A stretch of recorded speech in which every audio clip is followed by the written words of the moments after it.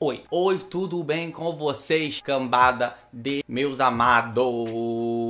Eu estou aqui para começar outro Musicalize. A dança, ela transforma o homem, deixa o homem mais feliz, assim, nesse clima de filosofia que eu começo esse Musicalize, porque vai ser o primeiro review que eu vou fazer do ano. Ok, eu já tinha feito o review de track, mas agora eu vou fazer review de disco. Primeiro review de 2016. E vou começar com um review boladão de um disco. Assim, se você tá de olho no mercado internacional, na música pop, no que vai vir de badalado no ano, então você sabia que esse disco ia chegar, que é o disco novo do James Blake, The Color in Anything. Olha que nome bonito, que nome poético. Esse rapaz que ele tem tudo pra nos dar muitas alegrias nos próximos anos. Com esse disco que eu converso o primeiro review de 2016. Então, para o review. Vai!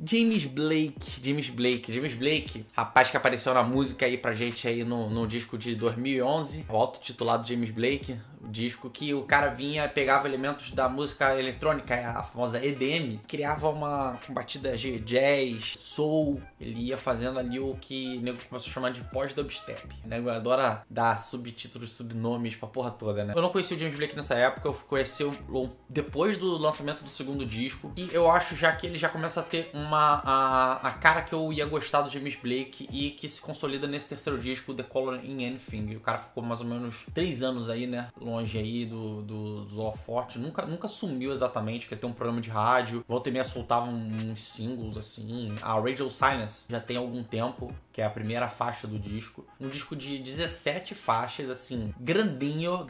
Disco de 76 minutos. Rapaz, é 1h e 16 minutos.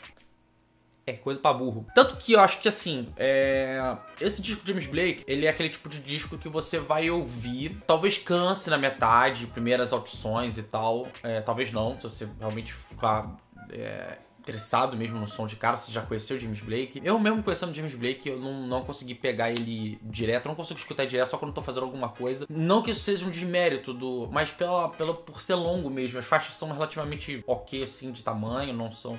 Porque por 1h e 16 minutos é bastante coisa. Mas, inacreditavelmente, como eu sempre reclamo aqui, se você já viu outros vídeos meus, assim, eu sempre reclamo de disco grande, com muitas faixas, 17 faixas, eu acho bastante faixa. Eu acho que ele é um disco bem completinho. Do começo ao final, você consegue ver os elementos que ficaram meio que ele começou a apresentar. Ele apresenta lá atrás no primeiro disco, mas eu acho que o primeiro disco é um pouco esquisito. Ele é um pouco experimental e instigador demais. O segundo disco, eu acho que o James Blake, ele já começa a tomar mais uma proposta, uma cara, sei lá, ele já começa a se definir melhor nessa questão de ser um soulman moderno, de usar todos os elementos da música eletrônica para poder falar de uma coisa que ele é meio que especialista, que é a questão dos relacionamentos. O James Blake, ele pega um assunto que ele é totalmente batido na música, todo mundo fala sobre relacionamento, tipo 80%, 70% das músicas talvez sejam sobre isso, sobre amor, mas ele não foca só sobre pé na bunda, sobre desilusão amorosa, sei lá, ele engloba todas as faixas de um relacionamento.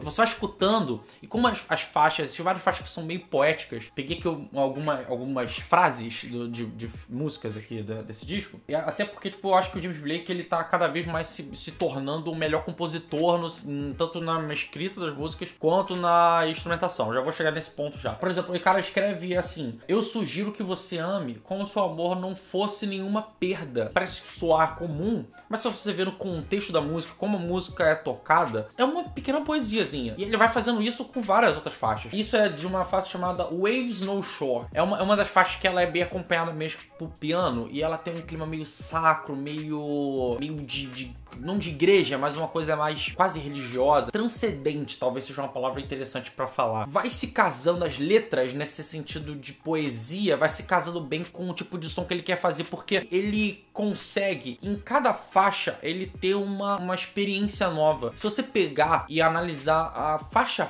isoladamente, cada uma tem uma construção muito característica. Ele pega batidas de música eletrônica, mas ele cria de um jeito que a coisa soa orgânica. Cara, que é complicado de explicar. É como se fosse as batidas, elas ajudam a extenuar e acentuar o que ele quer dizer em cada trechinho da parte da música, como ele usa bem isso na voz dele. Os efeitos de autotunes, ele tem uma voz bonita pra cacete. E o James Blake, ele segura a voz, ele não estupra a voz, ele não prostitua a voz, tipo o Sam Smith, por exemplo, que canta pra caralho também, mas toda a faixa é tipo meio Adele, sabe? Você tem que parece cantar agudões ou notas muito líricas pra, tipo, já virar uma parada meio The Voice. Não precisa, você pode se segurar. O James Blake usa isso a seu favor muito fortemente. E você vai ver isso com essas coisas da construção de usar elementos, batidas que parecem batidas do nosso dia a dia, que ele vai colocando na música e vai transformando numa coisa quase como se fosse pulsações, quase como se fosse sentimentos, junto com o jeito que ele canta, de cantar às vezes meio sussurrado, usar os tons muito altos, ou usar vozes sobrepostas, sabe? É uma construção tão bem encaixadinha uma coisa na outra. Francamente, essa coisa da questão do disco por inteiro ter 1h16, ela fica irrelevante nesse momento, porque é muito agradável você tentar prestar atenção em cada uma das faixas. Quando tem disco que, tipo assim, soa melhor você ver ele todo de uma vez, esse é aquele tipo de disco, como foi, acho que no ano passado, o disco do Kamasi Washington, o disco do Behemoth também, que é um disco arte também que tem nessa vibe de você chegar, é legal escutar às vezes uma faixa, é legal escutar 2, 3 faixas, porque você consegue se ambientar bem, e o cara, ele consegue passar essa questão do relacionamento, mais uma coisa, tipo,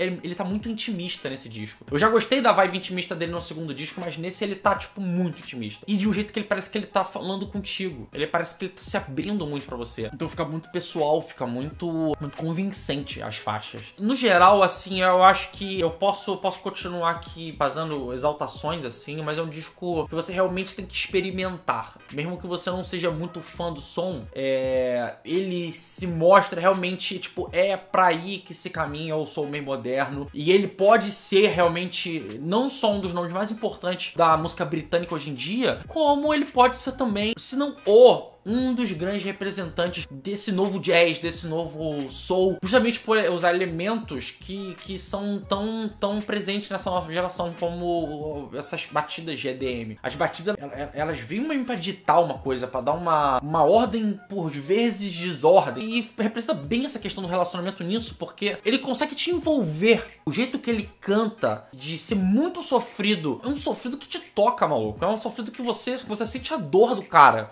você sente a dor do que ele tá passando. É ele explorando o máximo que ele pode da música nos âmbitos pra poder falar e o que ele tá sentindo. E isso ele faz de um jeito excelente nesse disco. Tá aí, esse foi o review do disco de James Blake, o The Color in Anything.